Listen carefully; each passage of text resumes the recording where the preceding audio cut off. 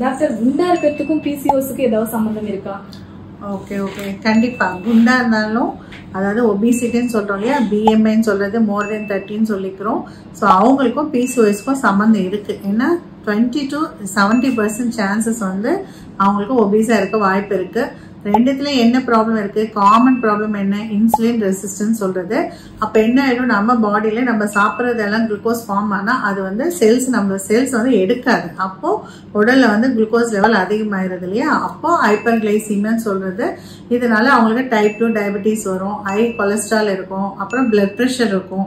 Blood pressure வந்தோடனே cardiac டிசீஸ்ன்னு சொல்றேன், heart சம்பந்தமான பிரச்சனைகள் எல்லாமே வர்றதுக்கு நிறைய வாய்ப்பு இருக்கு.